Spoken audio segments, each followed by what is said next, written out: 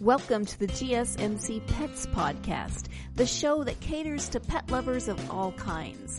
We'll talk about pets on social media, pets doing amazing things, and how to take care of the pets in your life. Whether your pet is a dog, a cat, a llama, hamster, reptile, or something more exotic, you'll find educational and entertaining information on the GSMC Pets Podcast.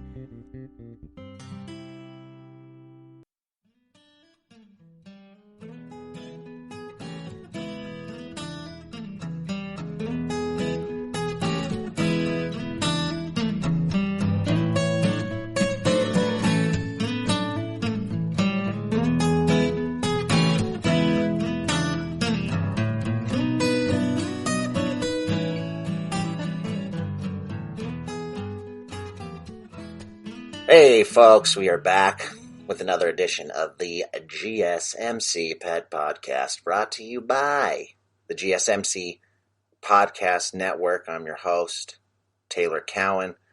Folks, today we're talking about the extremely rich and their pets, rich people pets, and the exorbitant inheritances these pets get. We're going to start with like a top 10 list. And then we'll talk about some other stuff later on as well. But for now, let's dive right in here with number 10 on our list of the best pet inheritances. More than I suspect most of us will get. The thing about being rich is that you have a lot of money, and people with a lot of money give it to their animals for some reason. I'm going to tell my dog right now, no inheritance. Sorry. My dog will probably die far before I do. And I don't know, get sent to an orphanage or something. Sorry, Ozzy. But that's just how it is. I'll make sure you're well taken care of. Don't worry. You'll be handed off to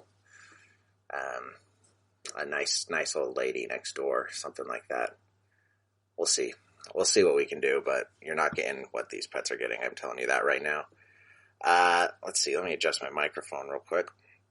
And we'll do number 10. Number 10 on the list of best pet inheritances is Bubbles, the chimpanzee. This is Michael Jackson's chimpanzee. You may remember seeing him on the videos waltzing around Michael Jackson's mansion in a diaper. Which, you know, Michael Jackson never changed. Michael Jackson never took care of the monkey. Michael Jackson just held its hand in front of a camera and daintily walked around the Neverland Ranch with it.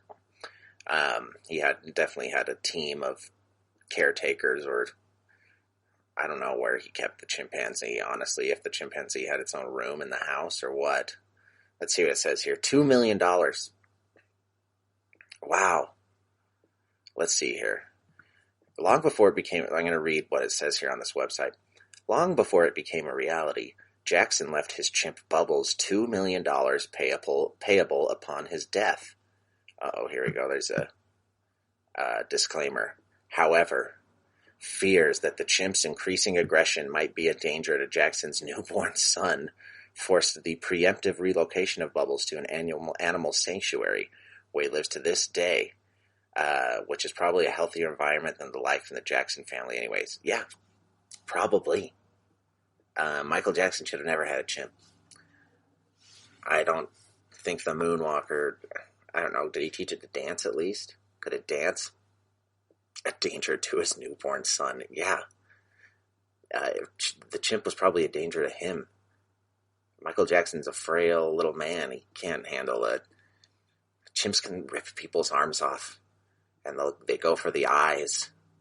So, good on you, Michael. $2 million. So, I'm guessing the chimp didn't get the $2 million? Is what's happening? Or did they just donate it to the animal sanctuary? Or did he have the sickest pen at the animal sanctuary? There's a bunch of tire swings and a giant sequoia or something. A redwood tree, specially implanted, shipped from the redwoods. Or some African tree or something. I don't know. What do chimps like? All I can think is tire swing and tree. Maybe a pool. He had like a jacuzzi or something. All right, $2 million for Michael Jackson's pet Bubbles, the chimpanzee. Let's see, number 9. This says unspecified number of dogs is the name of the pet. Let's see what this means. The owner is Majel Barrett Roddenberry. Oh, she's the widow of the creator of Star Trek. There we go. And she gave her unspecified number of dogs $4 million. Wow. Let's see. After dying in 2009 at the age of 76, the widow of Star Trek creator Gene, all we get, Gene, set up a $4 million trust for their dogs, plus an additional $1 million for a domestic employee to take care of them. Wow. I wish I was that employee. $1 million. That's more than, I think, a regular... Because, I mean, what? The dogs... you would think a dog caretaker would get, what, $30,000 a year at most? Unless you're at some super high-end... I don't know, unless you're taking care of 80 dogs. And then $1 million for the domestic employee. So, presumably, he got all that million once all the dogs died in 12 years. That's a sweet deal.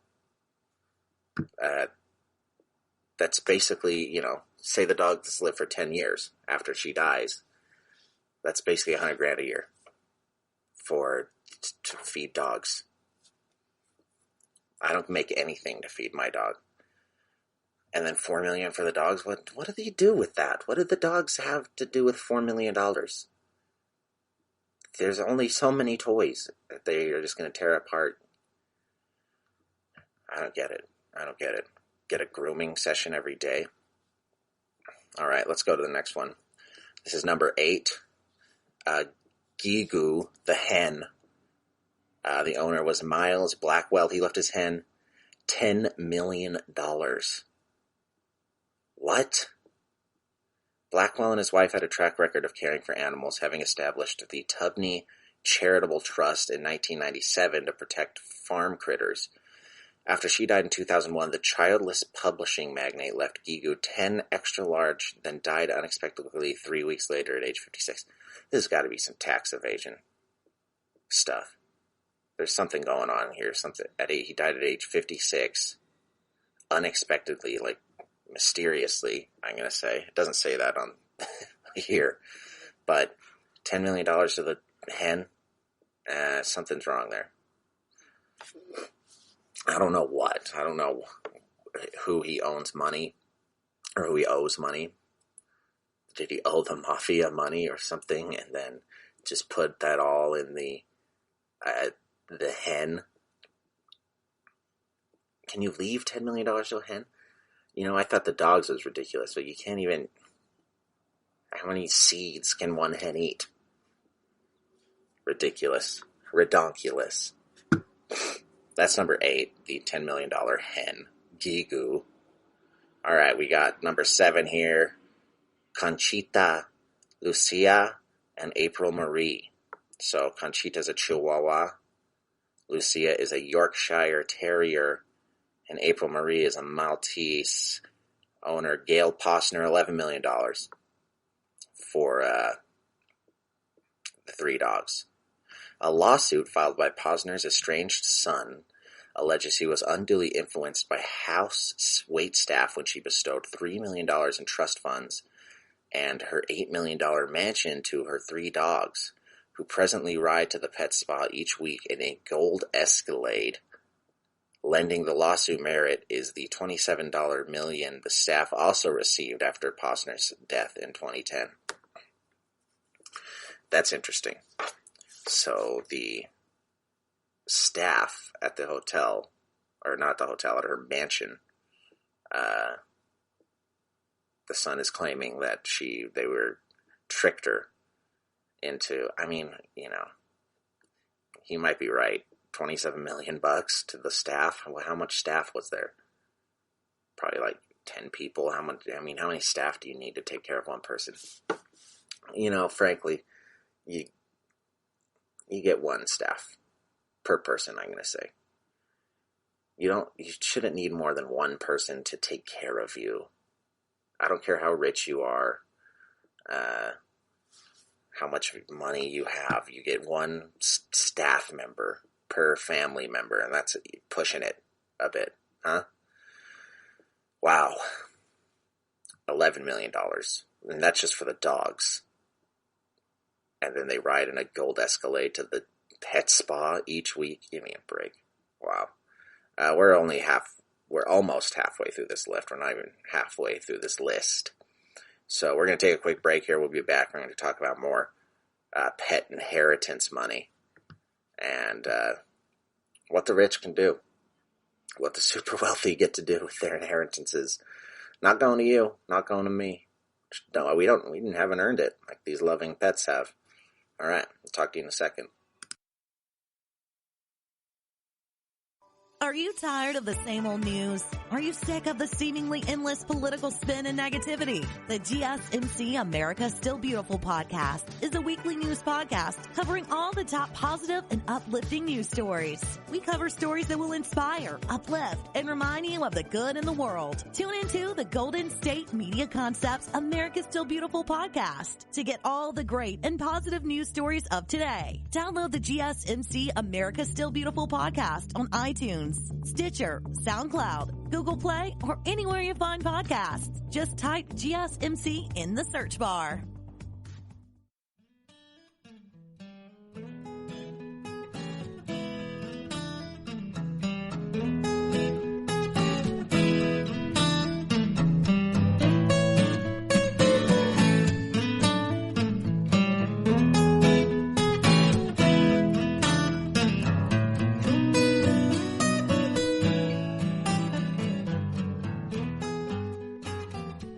All right, friends, we're still talking about rich people's pets and their stupid inheritances.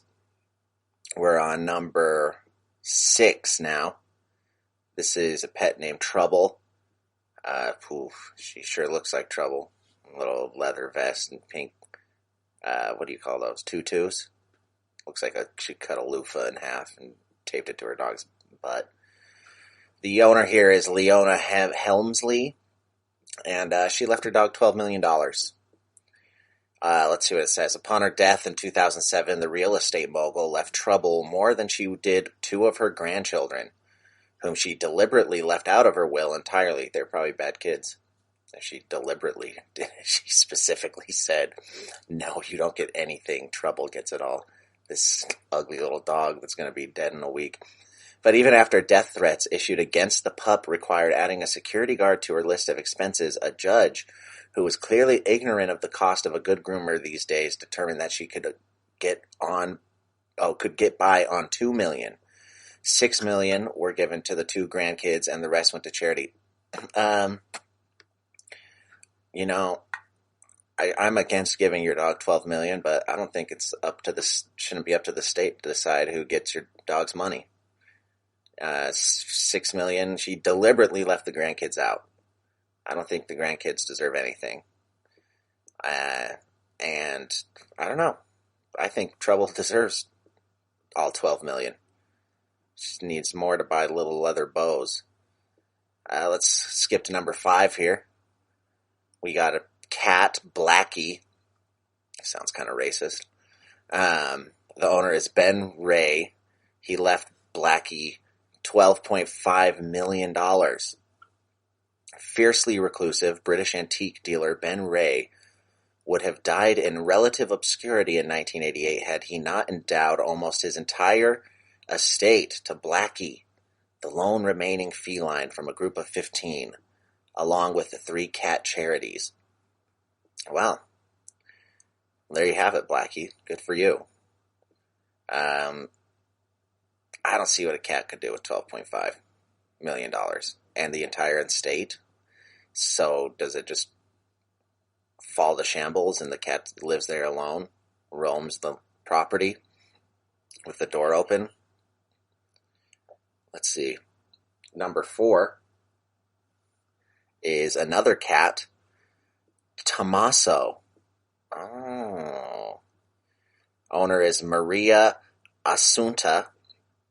She left Tommaso $13 million. The childless widow of an Italian real estate investor. Oh, childless widow, no wonder.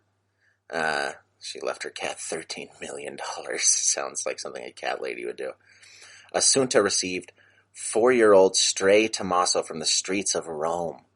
When her health began to decline, Assunta sought an organization that could see to Tommaso's care after her passing. When that proved fruitless, she simply transferred her $13 million total net worth to the newly minted Meowinaire. Someone shouldn't have tried to combine those two words. That was a dumb idea. Upon her death in 2011. So, rescued the cat from the streets of Rome. She couldn't find an organization that could see to the cat's care after her passing. She couldn't find anyone who would take $13 million to take care of the cat. Really? I find that hard to believe. I think she's just lazy. She called one place and they said no, and so she... What's a cat do with $13 million? That's prime for corruption for whoever's taking care of the cat. Whoever takes care of the cat is getting $12.9 million of those dollars. All right, we're getting close to the number 1 here. Number 3 are pets Luke and Layla, the golden retrievers, Sadie, the cocker spaniel, and Sonny and Lauren, Springer spaniels. I don't know the difference between a Springer and a cocker, but probably the same. Oh, it's Oprah's pets. Oprah Winfrey, another going to be childless widow. Oprah left her dogs $30 million. So we've jumped right from 13 to 30 million. The billionaire TV bastion was once quoted as saying that if her home were to catch fire, the one personal possession she would grab is a photo album of her 5 dogs. Should such an attempt end in tragedy, at least they'll be cared for, with a sizable portion of her estate set aside as a trust reserve just for them. $30 million for her dogs, who look kind of old. I think they'll probably outlive her, so... And, Oprah, give it to charity. Come on. I thought that was your thing. I thought you were a charitable person. Buy everyone a car like you did on the TV. Don't leave $30 million to your dogs. She needs an orphan or something. She should adopt an orphan. Let's get to number 2. The pet is Kalu, the chimpanzee. Owner Patricia O'Neill. Oh, I thought that was going to be Patrice O'Neill. He's one of my favorite comedians, but no, this is Patricia O'Neill. The chimp's getting $70 million. So presumably he can waltz around in a top hat with a cane and ride in the back of a Rolls Royce, throwing fruits at people. The daughter of British Countess and ex-wife of Olympic medalist Frank O'Neill added her beloved pet chimp to her will. Reportedly, while he was away at the Sydney Games. Yeah, of course he was not there to see her secretly write that in. A collection of over 40 animals, headlined by Kalu, stood to inherit O'Neill's Cape Town estate until it was revealed in 2010 that a crooked financial advisor had allegedly siphoned the socialite's fortune down to almost nothing. Oh no, does that mean the chimp doesn't get $70 million? How will he ever go on? He's got his middle finger in his mouth in this picture, and he's got like this cheeky grin on. Looks like a $70 million chimp. Not a care in the world. And finally, number 1 pet inheritance, Gunther III, the German Shepherd, owner Carlotta Liebenstein. He is getting an $80 million inheritance. Left an inheritance in 1992 that, thanks to investments, ballooned to as much as $372 million. Gunther III sired offspring Gunther IV, who was listed as the buyer of Madonna's Miami mansion in 2000. So the dog bought the mansion? All this is starting to seem made up, like a kid's movie. The sale was part of a publicity stunt involving a European pop group. Okay, here we go. It is like a kid's movie. Leading many to question the credibility of certain parts of the story, from whether or not Gunther IV is actually the son of Gunther III to whether the German countess even existed in the first place. It sounds like a Disney Channel show. Some pop group's dog buys a house and they live, and the dog's the master of the house. Ridiculous. Absolutely ridiculous. And I can't afford to go to the dentist. So there's that. Folks, we're going to take another quick break. We'll be back. We're going to talk about the world's ugliest dogs coming up next. So very exciting. Stick around. Talk to you in just a second. Tired of searching the vast jungle of podcasts? Now listen close and hear this out. There's a podcast network that covers just about everything that you've been searching. Hey! The Golden State Media Concepts Podcast Network is here. Nothing less than a podcast bliss with endless hours of podcast coverage. From news, sports, music, fashion, cooking, entertainment, fantasy, football, and so much more. So stop lurking around and go straight out to the Golden State Media Concepts Podcast Network. Guaranteed to fill that podcast itch. Whatever it may be. Visit us at www.gsmcpodcast.com. Follow us on Facebook and Twitter, and download us on iTunes, SoundCloud, and Google Play.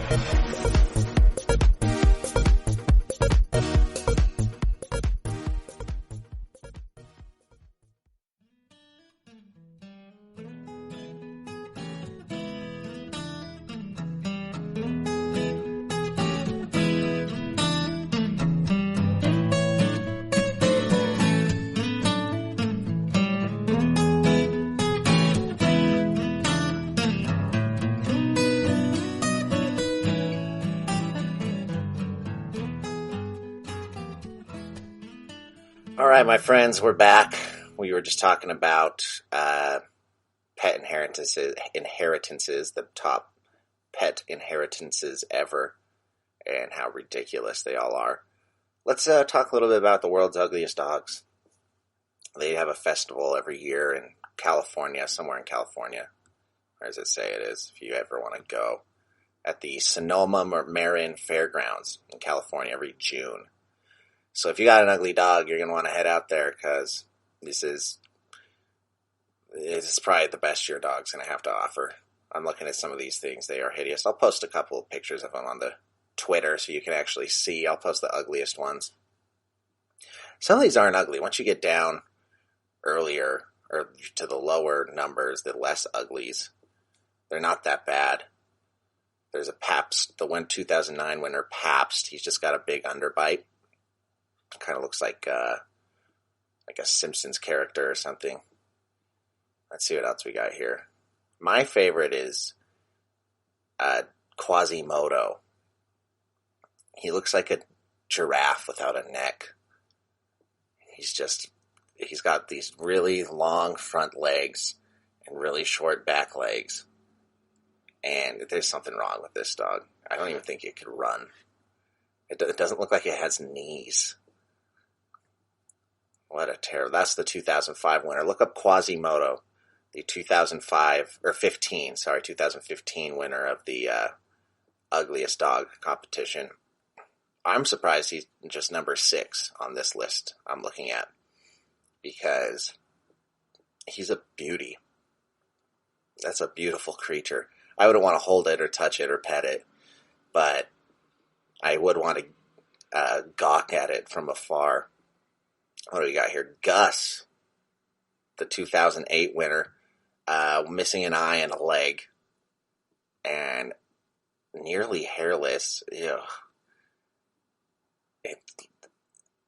This dog should not exist. This dog should have been put down. I'm going to say it here first. I don't know if that's appropriate to say on the pet podcast, but yes. Some dogs need to be put down, put out of their misery, and Gus looks like one of them. His mouth's all hanging open. He looks like he's probably struggling to breathe. What do we got here? Archie, who Geez, Archie, I can't tell who's uglier, you or your owner. This is the 2006 winner. And this is, I don't know what breed of dog this is. There's a few that are of this ilk. Sweepy Rambo being one of them, the 2016 winner. Why has it got a diaper on? Why has he got to wear a diaper? He doesn't look like he knows how to go outside. I'm going to be honest. This is another one that probably should have been put down.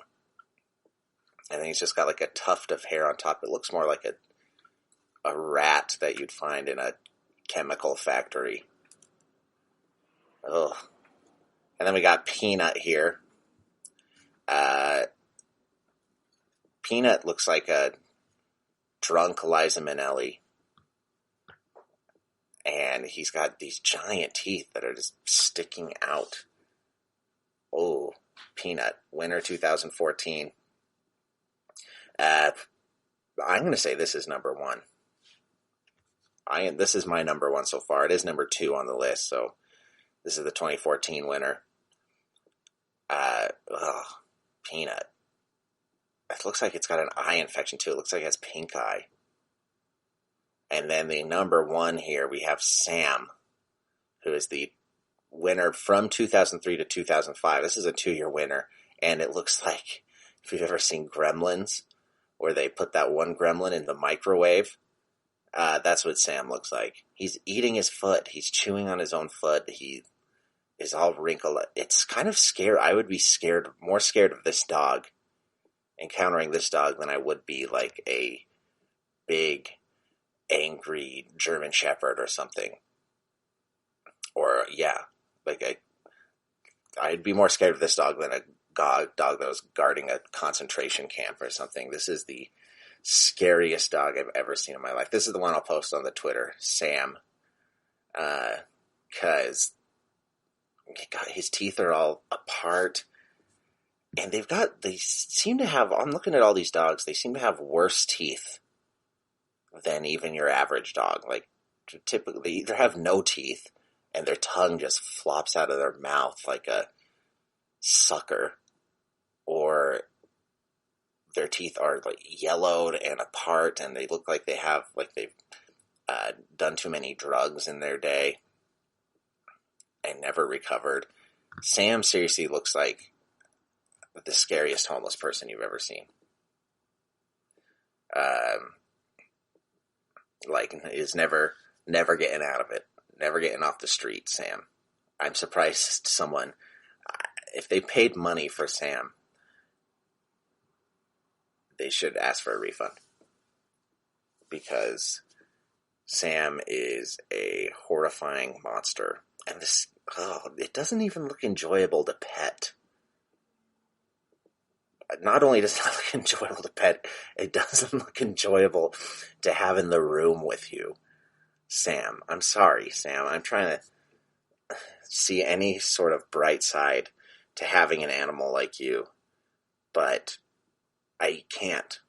I would not let you around my children.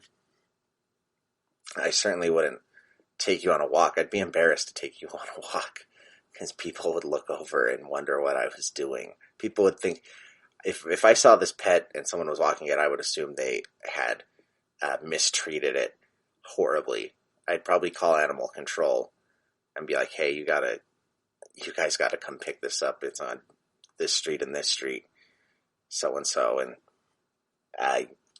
you gotta come take care of this. This animal's been viciously abused.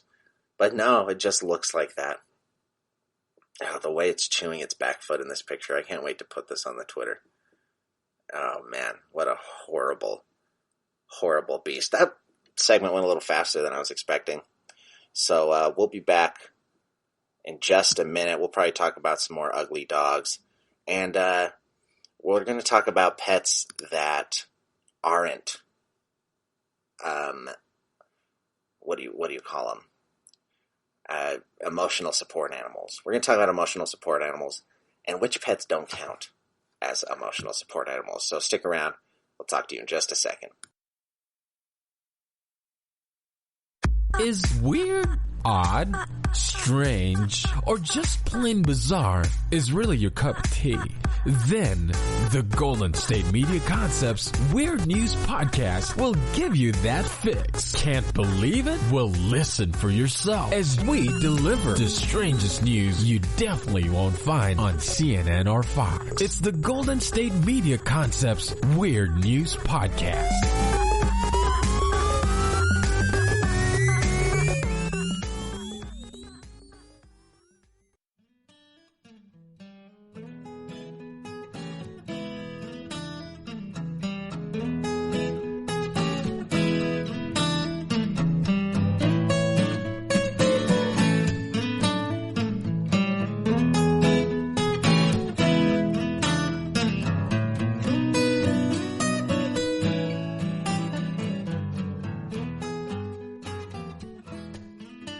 And we're back, my friends. We just went over the world's ugliest dogs. I cut that segment a little short because you can't see the pictures. You know, this is an audio-only podcast, and you want to be able to see the pictures of these horrible monsters. So I'll post a couple on the Twitter, and we'll hope for the best. And hopefully you see them. Let's talk about emotional support pets, my friends. It's gone too far. The whole emotional support animal thing, I get it. You know, I get it if it's like a dog or a cat or, I don't know, a traditional pet. But I think you're full of it when you tell me that your snake is an emotional support animal or something else ridiculous. The reason I bring this up is there's an article I saw several months ago. It's been a while now. But it was a lady who was mad that she couldn't get her peacock onto a plane. And she, said it was her emotional support peacock. The peacock doesn't give you any emotional support, let's be honest. Let's just be straight up and true. Because I'm tired of it. So I'm looking at a list here of some other emotional support pets. This lady has a bonnet macaque. I think that's how you pronounce that. It's a type of monkey. So it says here, Debbie Rose from Missouri suffers from agoraphobia, the fear of places and situations that causes panic, helplessness, or embarrassment. She brings her monkey everywhere and will even drive with him in the front seat. Okay, so you're afraid of places and situations. What? How does a monkey help that?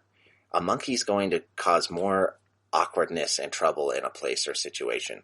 I kind of think she just wants attention.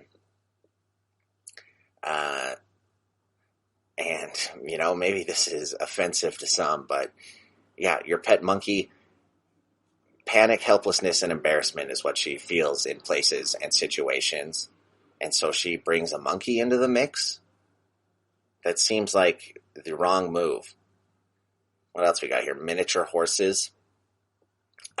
These tiny tots have been approved as a legal service animal under the Americans with Disabilities Act. Well, that's fine, I guess. Good thing, because not everyone feels comfortable around service dogs. Oh, really? People don't feel comfortable around the silent dog that won't even look you in the eyes. It just sits in the corner. But what's so scary about teeny tiny horses? I don't know. I think the horse is a little scarier, this small horse. There's a guy sitting on a plane with it, and it looks very uncomfortable. His poor wife seems miserable. Her legs are pushed to the side. And the horse doesn't want to be on a plane. Don't take a horse on a plane. It is a mini horse, but still, you can't see the picture, but you can imagine putting a horse where your knees are when you're sitting on a plane. Let's see what else here. Squirrels. Of course, squirrels. Believe it or not, some people have registered these critters as emotional support animals. They just have no rules at the emotional support animal office, I'm guessing. It's just a case-by-case basis, and whatever you send them goes. I can send an alligator, and that's an emotional support animal, I guess. One woman tried to bring a service squirrel on a plane after specifying that she would be accompanied by a service animal, but that didn't fly with the airline company. Yeah. Good. I don't want a squirrel on my plane. Is it going to be in a cage? Is it... And I don't get how that's emotional support either. They don't even have pupils. They have dead black eyes. They're just rats with a big fluffy tail, really. If you've ever been to a big city like DC or New York, you know that once the sun sets, the squirrels, they crawl up into the trees and they transform into rats. And then they come down and then there's a bunch of rats on the ground. Those are just facts. So yeah, squirrels, not an emotional support animal, in my opinion. Turkeys, oh, good. These therapeutic birds, yeah, therapeutic. It's one word to describe them. These therapeutic birds are allowed to fly in a purchased airline seat with their handler under the Air Carrier Access Act. Normally, Delta doesn't allow certain animals in the cabin, but this turkey got VIP access. Is that right? So you have to buy the turkey a ticket? I don't understand what the purpose of that would be. Why you have to... This one doesn't even seem like a service animal. It just seems like a guy loves his turkey and he's pushing it around in a wheelchair. Wow. All right, the Air Carrier Access Act. I wonder what else is allowed via that. All right, oh, we got another monkey. The capuchin monkey. Oh, this is the monkey from the movie What? There's an organization called Helping Hands Monkey Helpers, which trains capuchin monkeys to be the hands for people suffering from spinal injuries and mobility impairments. Oh my goodness, there's a movie, I talked about it several weeks ago, called Monkey Shine, and it's about one of these monkeys, but then the owner, the guy with the spinal injury, he develops a telepathic connection with the monkey and can send the monkey off to do his evil bidding. But I didn't realize this was a real thing. That's fun. So I'm pro this one. That's kind of cool. It turns on the lights for you and stuff. I actually want one of these. I don't have a spinal injury. I can use my arms perfectly well, but why should I if I can have a monkey slave to do it for me? All right, what do we got here? What's next? Goats. Loud, obnoxious. This goat's all dressed up. Looks like it's dyed purple or something. What might seem like the perfect farm animal to some is the perfect pet for others. Oh, is that right? Former President Abraham Lincoln had 2 goats, Nanny and Nanko, as pets.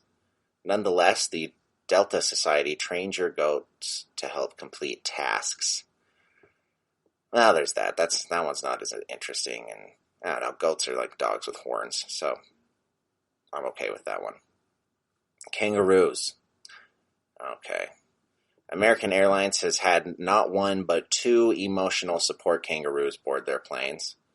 One kangaroo sat in their own first-class seat. That does sound something like... All of this is stuff that exorbitantly rich people do, who I think want attention. While the others spent the flight curled up on the lap of their owner. You buy your kangaroo a first-class seat. You just want to walk around with the kangaroo and show everyone how ridiculous and wealthy you are. Because kangaroos don't make good pets. You know how big they get? They'll kick you in the chest. There was a store I used to go to in a city that's near me. And they had a baby kangaroo in the store. It was like an Australian store. They sold didgeridoos and other ridiculous Australian stuff. And they had to get rid of it. Because, guess why? Because it was a kangaroo. And they grow to be giant and they box you. They literally box you. What do we got? What's next? The duck, of course. Airlines have granted passage to 1 emotional support duck. That's probably was annoying for everyone else on the plane. One person's emotional support animal is everyone else on the plane's nightmare. Can you imagine being on a plane and there's just a duck quacking incessantly? Ugh. Daniel turducken Stinkerbutt, oh my goodness, became internet famous when he flew for the first time with his owner, Carla Fitzgerald. See, Fitzgerald, that's a super wealthy person's name. The duck wore red booties and Captain America diaper on his flight from Charlotte to Asheville, North Carolina. At least it was a short flight. But her family's probably worried about her. She's probably bringing the duck. She's really bringing the duck. We should talk to her when she gets here. Anyways, we're taking another break. There's more emotional support madness coming up next. Lots to come. So stick around. I'll talk to you in a sec.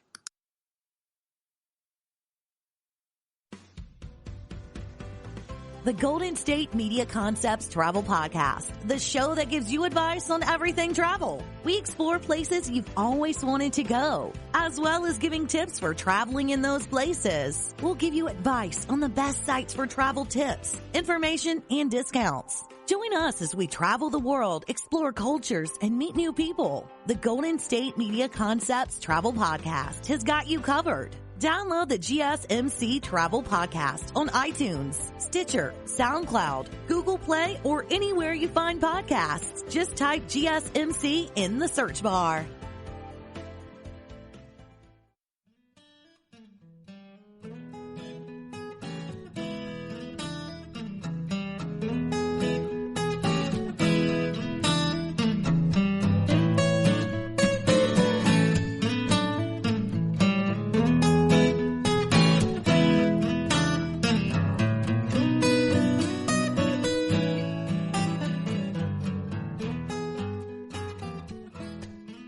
We're back, friends. We are talking about emotional support animals and my subjective opinion on them. If you don't like it, don't be offended. Just yell at me privately. DM me. We just got done talking about ducks. Apparently the duck can be an emotional support animal. I don't know why you would want a duck as an emotional support animal. I've had ducks. They're not that cool.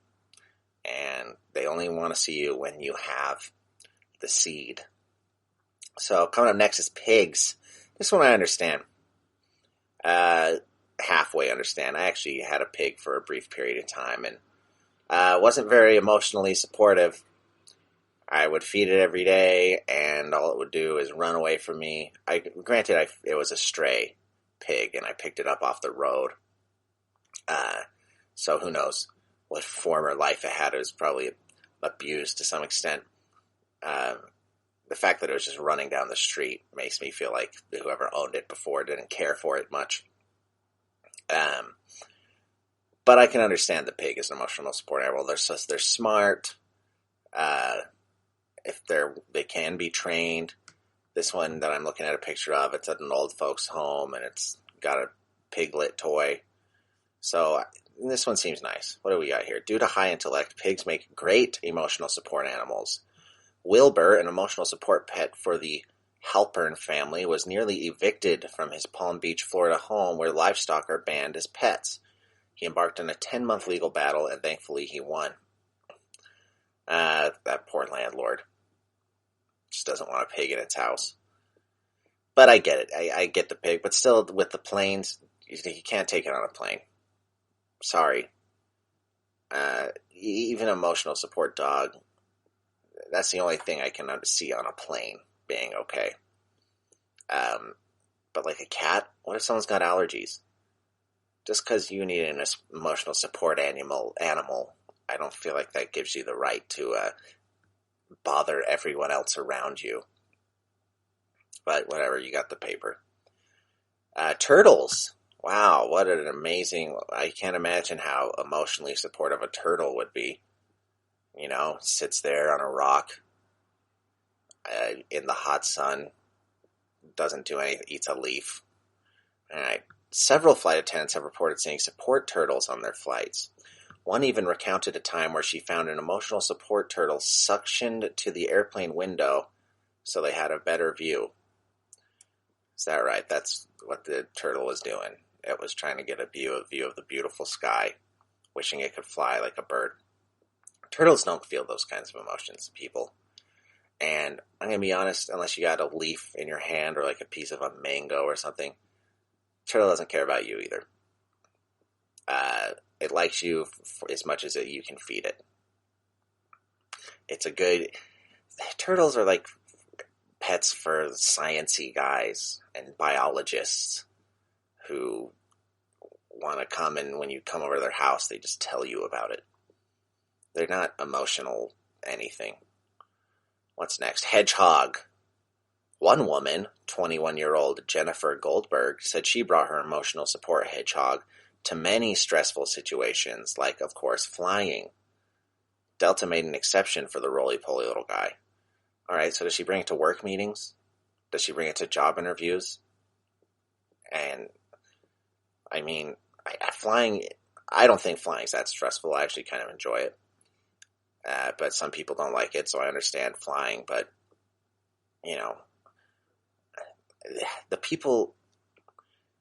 the types who need emotional support animals, I feel like every situation is stressful for them, so they just have to bring their animal over.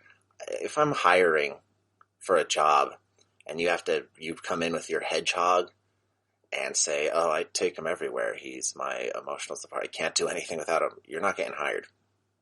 And I better not get a claim from the government saying that I discriminated against you because of your hedgehog, because I can't hire someone who needs to carry a hedgehog around all the time.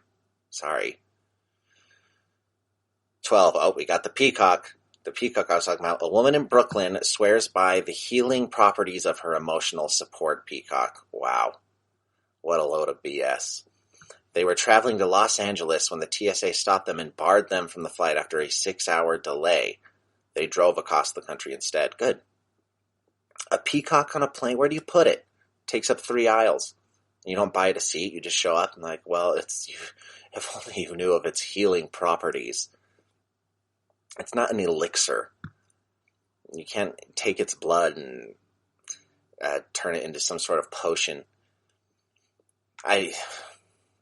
This one's triggering me. The peacock.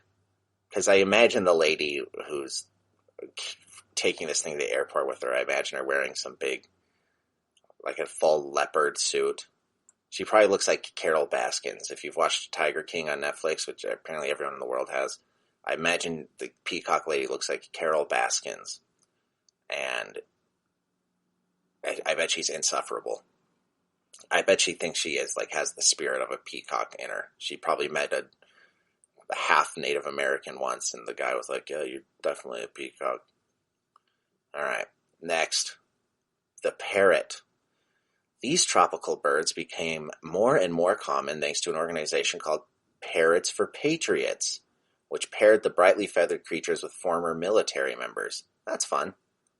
And then, military members always end up in Costa Rica or something anyways, like expats. They always end up in some tropical place when they retire. So I feel like a parrot would be good for them. This one's got a baby carriage for its parrot. That one seems fine. It can talk. A parrot can talk to you, so that seems more emotionally supportive than, say, a peacock. That just is more of a, what's the word I'm looking for? Ego boost. Parrot I get. And parrots are beautiful, and they live for like 80 years, so I could see how that one's a little more emotionally supportive. The sugar glider. I can't even believe this is on the list. I had a friend who had sugar gliders. They stink. They are messy. They're not friendly. What's this say about it? What's more comforting than a small squirrel rat jumping off your dresser and flying through the air to comfort you? Anything is more comforting than that. In 2018, a Colorado State University student studying clinical psychology went about her day on campus with her service sugar glider. See, okay, again, this is just a dumb excuse for a college student to carry her pet around. It's not emotionally supporting her. And this is a psychology? She's studying clinical psychology? She should not be telling anyone who, what they need to do to be healthier mentally. If you can't go to school without your sugar glider in your pocket, you shouldn't be teaching psychology. I'm sorry. You shouldn't be focusing on people's mental health. You should be focusing on your own mental health. Sugar glider. Ridiculous. Oh, the goldfish. Yeah, everyone knows the goldfish is the most supportive animal. Stares at you from a filthy bowl that you can't even see through. Let's see. Although it may seem like they can't provide any services for someone, seems like it just seems like that, their presence can be extremely calming for some people. Republican strategist Anna Navarro reported that while on flight out of Albany, airport officials announced someone was trying to bring an emotional support goldfish through security. Okay, that was a dumb anecdote. Someone announced that someone may have been trying to bring on a goldfish. Goldfish is not an emotional support animal. It is a pet you win at a carnival that dies in a week.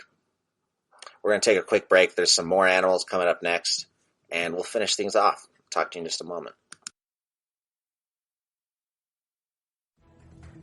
Want to find out what movies to go see? Then check out the GSMC Movie Podcast. It's your ticket to the latest movies, whether it's a new blockbuster event, romantic, comedy, or action flick. This show has got it all covered. They talk some what to go see now. Don't bother. What's hot on Netflix and everything in between. That's gsmcpodcast.com/movie-podcast. When it's all about the movies, it has to be this new show. Don't forget to like them on Facebook and follow them on Twitter. Visit gsmcpodcast.com for more info.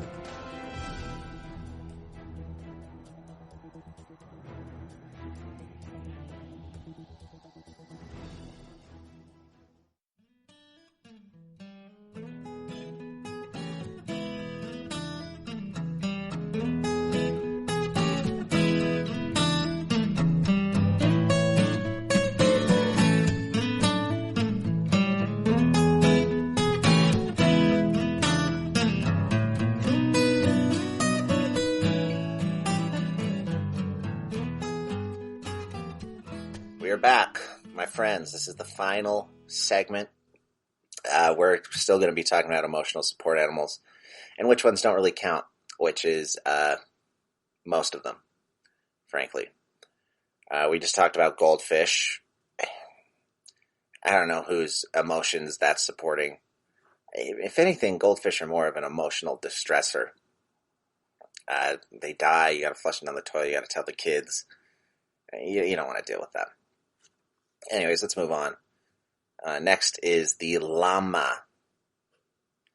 They are great support animals for people of all ages. Oh, really?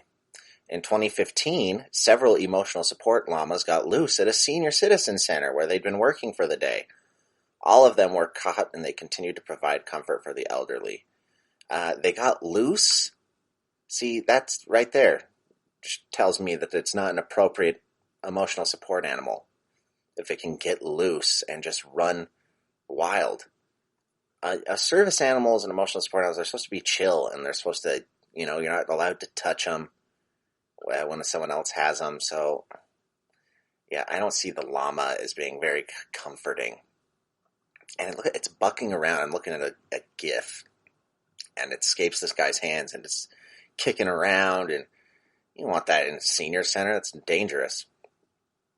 Cats is on this list. I'm okay with cats. I think cats make a great emotional support animals, as long as you keep them in your house. Let's see. Let's skip over cats because they're good on the list. Hamster. Pebbles, the support hamster, probably provided more anxiety for their owner when on board a Sprint Airlines flight. Her owner claimed the people working for Sprint told her that Pebbles would have to be flushed down a toilet. Wow. That's kind of vicious on the flight attendant's part. Flush down a toilet. Well, first of all, you don't bring... A hamster is basically a version of a rat, right? I don't see the difference. It's a mouse, which is the cousin of the rat. And again, I don't see that as helping people's emotions. I feel like that's a cover-up for something else that's going on. Maybe I could be wrong. I don't know. But I'm pretty sure I'm right. hamsters don't make good support animals. Oh, geez. And the snake, of course. Oh, boy. Can you imagine sitting next to a snake on a long flight? That would take the movie Snakes on a Plane to a whole new level, blah, blah, blah. But yes, some people do have emotional support snakes they take to stressful situations. Oh, man. Oh, I can't imagine being around that person. They probably always have it around their neck. Oh. A snake is not an emotional support animal. Snakes are scary and awful. And they are not supporting anyone. And again, just because you think you need an emotional support snake, I don't think that gives you the right to bring it to, a work meeting and bother me. If I'm sitting next to you and you got a snake around your neck and it's eking its head over towards me and resting it on my shoulder, I don't want that. That's terrible. That's terrible for you to do that to someone else. People don't like snakes. The average person isn't a snake person.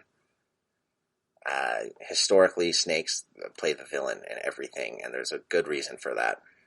And if you have one as an emotional support animal, you've gone wrong. There's some evilness going on.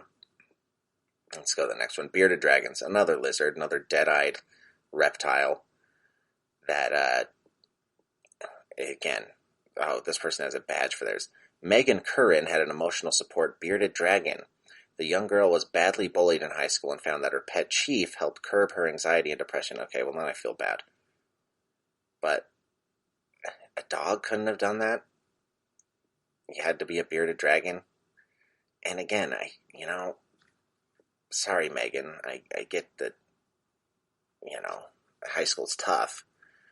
But now you just carry your lizard around and show it to everyone so you have something to talk about. I get, you have social anxiety, but you gotta, talk about what book you're reading or something, or what your favorite TV show. Don't pull out your bearded dragon and be like, I have to take this everywhere I go. Aren't I quirky? It just seems off. It just seems off. And that seems like the end of that list.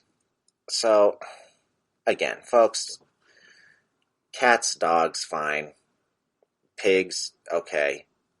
The horse, maybe. The mini horse, as long as you're not taking it on a plane with you. The capuchin monkey, I'm totally down with. And this, the capuchin monkey is not even really a emotional support animal. It's more of a actual support animal because this guy can't use his arms. However, now he has a monkey that has to stand on his head, which seems like it would get a little ridiculous. Can the monkey use the bathroom? Can it use the toilet? Because he obviously can't change it, so... what if the monkey loses control and he's just stuck in his wheelchair and the monkey's throwing glass at him or something? I could see that going south. But other than that, all of these animals on this list, I don't think should qualify as emotional support animals. And just because you have a badge that says it's your emotional support animal, I work at a restaurant. Just because you have a badge that says it's your emotional support animal doesn't mean you should bring your animal to a restaurant. I have people try and bring dogs in all the time. We're not allowed to really say anything. But some of their dogs are untrained. They're not all service dogs. Emotional support animals, they don't have to be trained.